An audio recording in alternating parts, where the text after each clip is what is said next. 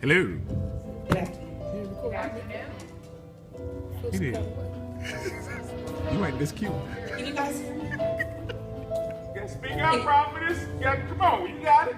Really? Get that, see? Yeah. Uh-huh. Okay, it wasn't me, it was the microphone, I promise. Ain't nobody wrong with the microphone. Jesus. Okay, so last Sunday I talked about understanding salvation and how that affects our level of expectancy, because once we understand who we belong to and who lives and dwells in us, our level of expectancy should be the same. Amen. If Christ is of royalty, we should have royal expectations. This week, quickly, I'm going to try to be quickly because he said quickly. There have been a variety of things that have been in the atmosphere spiritually recently, like in the past week or two. Different kinds of struggle, violence, depression, discouragement, different levels of confusion in work, in our purpose and relationships, scary kinds of changes in our jobs and our families. Maybe somebody has suddenly started speaking abusively to us, or someone's attitude has changed. Our job seems like it's in a volatile position now. Family changes, spiritual changes. Maybe we've been having more vivid dreams, or we've been feeling the weight of spiritual warfare in our lives. God is at work, and he wants you to pay attention. What he is saying and what he's trying to do is to seriously pay attention, because we need to focus on those things that are happening in our lives, those things that are clearly different, the new situations that we've clearly been encountered with. Does he want us to leave something alone, maybe some kind of vice or an idol or a behavior that we know is destructive, but we do it anyway? Does he want us to leave that alone once and for all? Does he want us to leave someone alone? Does he need us to minister to somebody, forgive somebody? Does he want us to sow into somebody? Does he want us to revisit a talent or dream that has been set on the back burner? Because oftentimes the enemy attacks our spirit, our gifts and our dreams, because those are the spiritual things that God will have us do work in the kingdom for. So when we forget about them and set them on the back burner and say, you know what, I'm not going to work on that anymore, we're feeding into the enemy and his agenda. Does God want us to work for him? Does he want us to spend more time with him, sacrifice more? Pay attention, because these things that are happening in our lives will become more prevalent and more troublesome. It's that time. The closer we get to God, the faster, stronger, more frequent the attacks come. Why?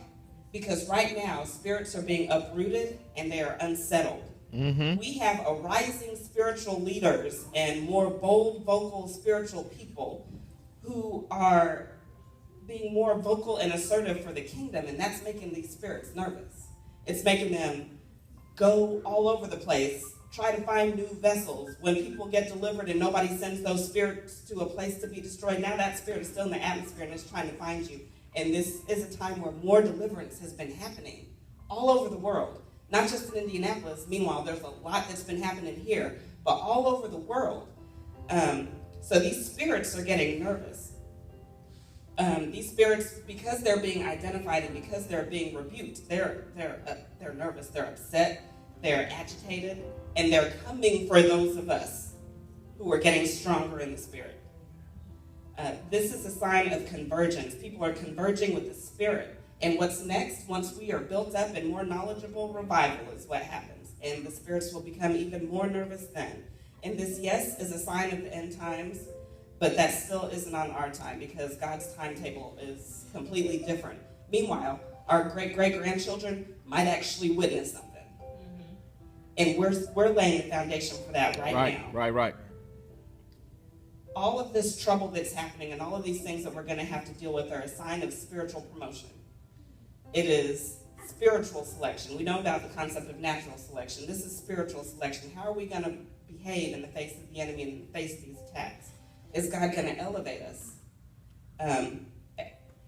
Everyone that's exposed to and receives the new knowledge and the new prophecies and the new revelation that God is sending in our direction, we're up for promotion, which means we'll have more work to do. The things in the atmosphere that I just talked about, are what will cause the identification and testing of our spiritual gifts. If you didn't know that you were patient before, you're going to learn that in this season.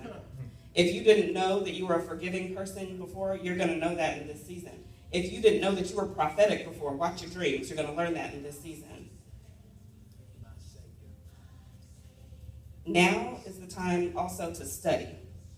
And this is a concept that we were actually just talking about earlier this week that God dropped on me. If you look at any other religion around the world, you could pick a random 7-year-old of that belief system, and they know more than your average Christian believer. Yep. We don't study. We don't know our Bibles. We only know what pastors and preachers have told us. Sometimes we only know things that aren't true because we didn't do our own research in the Bible to realize that what that pastor said was not right. It is time to study. We have work to do. We have to have the answers when people approach us. When people approach us talking about our God, we should have an answer. Yep.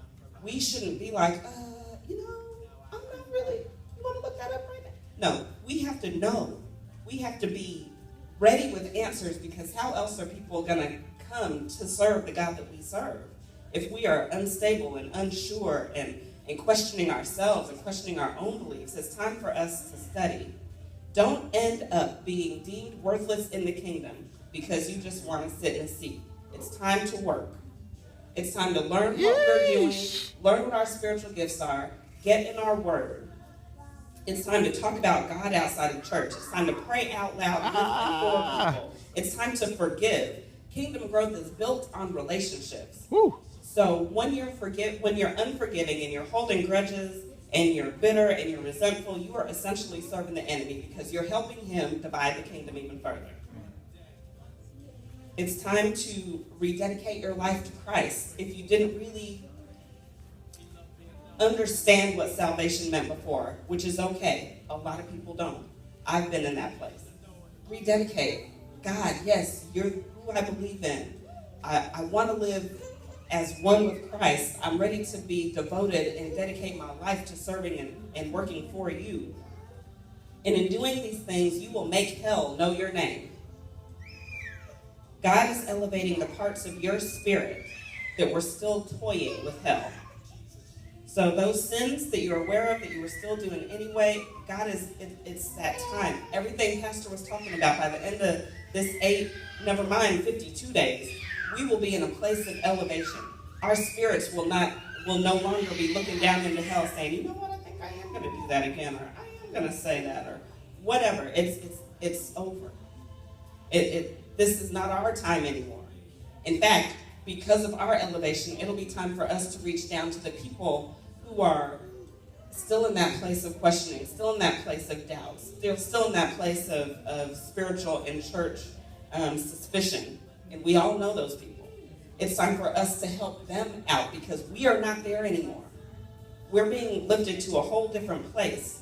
He's lifting us to wholeness so that hell will know our name for a different reason. No longer as an ally with those spirits because we keep dabbling in those things, but hell will know us as a threat.